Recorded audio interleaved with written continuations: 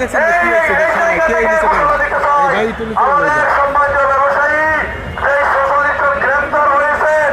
আজকে সমাজে আলোচনা হয়েছে গ্রেফতারি যারা গ্রেফতার হয়েছে তাদের জন্য আমরা নিঃশব্দ মুক্তি চাই অন্যথায় আমাদেরকে সবাইকে ছেড়ে নিয়ে যান আমাদেরকে গুলি করতে হবে না আমাদেরকে টিয়ারশাল মারতে হবে না আমাদেরকে আহত করতে হবে না আমরা সশরীরে আপনাদের সামনে যাব তালায় যাব আমরা যে 20,000 ব্যবসায়ী আছি এখানে সংশ্লিষ্ট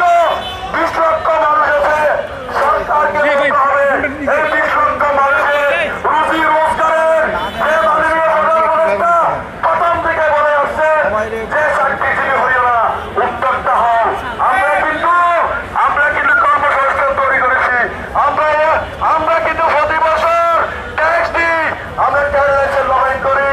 আমরা জাকাত দিই আমরা রিটার্ন দিয়ে থাকি ভাইরা প্লিজ আমরা দিতে চাই আমি একটা আজকে কথা বলতে চাই যেহেতু সংবাদকর্মীরা রয়েছেন বেশি কথা বলার দরকার নেই সরল একটা কথা বলি প্রতি মোবাইল সেটে যদি আমাদের থেকে 1,000 2,000 টাকা করে যদি আপনারা ট্যাক্স দেন বাংলাদেশ উন্নয়ন করার জন্য চাইলেও আমাদের টাকা সুতরাং আমি আহ্বান করবো আমি অনুরোধ জানাবো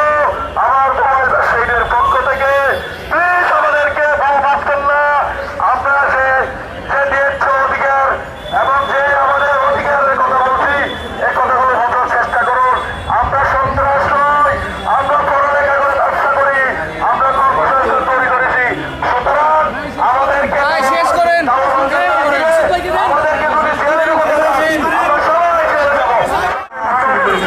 আমার সন্তান আমার স্ত্রী যে এসেছিলাম তারা আমাকে টেনে হেসে সাইডে নিয়ে ফেলে দিয়েছে তারা মানবিক কিভাবে আমরা তাদের কাছে প্রশ্ন রাখি আমরা কতটা শান্তিপ্রিয় মানুষ আপনারা আমাদেরকে গুলি করছেন তারপরে আমরা এখন পর্যন্ত ভাঙচুরে যাই নাই একটু খুশি শান্তিপ্রিয় মানুষ হয় কিনা আপনাদের কাছে প্রশ্ন রেখে গেলাম আপনাদের কাছে আরেকটা কথা বলতে তার মধ্যে একজন ছেলে বাবাকে একটা কলা খাওয়াইতে দিয়েছিল কিন্তু সে কলাটি খাওয়াইতে পারে নাই পুলিশের জন্য আপনারা কি মানুষের হাতে বোঝেন না ওই যে বাবা কি বলছিল শুনেন উনি বলছিল দেখো আইন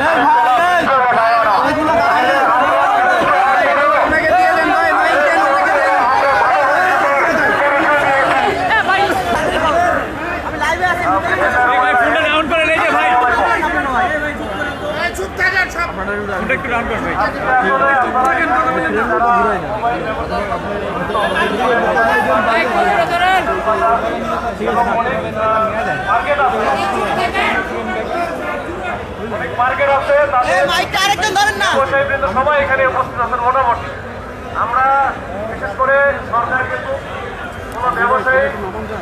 শ্রেণীর বিরুদ্ধে না জনগণের বিরুদ্ধে না সবাই মিলে সরকারকে সহযোগিতা করতেছি আমরা সরকার মানে আমরা সবাই মিলে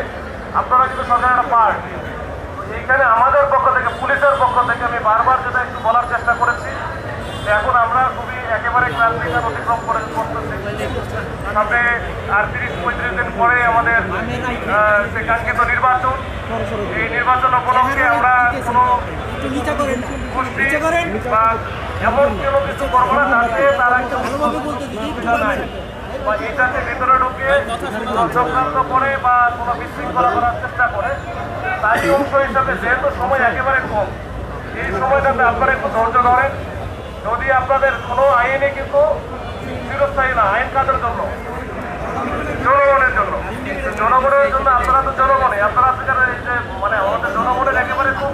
গুরুত্বপূর্ণ একটা অংশ ব্যবসায়ী এবং মোবাইলটা সবার জন্য খুবই নিত্য প্রয়োজনীয় একটা দ্রব্য এই মোবাইল আমরা ইউজ করি আমি ইউজ করি আপনি ইউজ করেন দেশের কর্তা যারা আছে সবাই ইউজ করে নাকি এটা সবাই বুঝবে আপনাদের দাবি দেওয়া যদি ন্যায্য হয় সেটা অবশ্যই সরকার এটা বিবেচনা করবে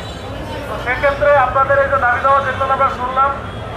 আমরা আমাদের লেভেল থেকে আমাদের যারা সিনিয়র আছে এবং আমাদের যারা ঊর্ধ্বতন কর্তৃপক্ষ কর্তব্য আছে সর্বোচ্চ লেভেলে, সেখানে এই বিষয়গুলো আমরা উত্থাপন করবো। কিন্তু এই অবস্থায় আপনারা এই যে রাস্তাঘাট বন্ধ করা,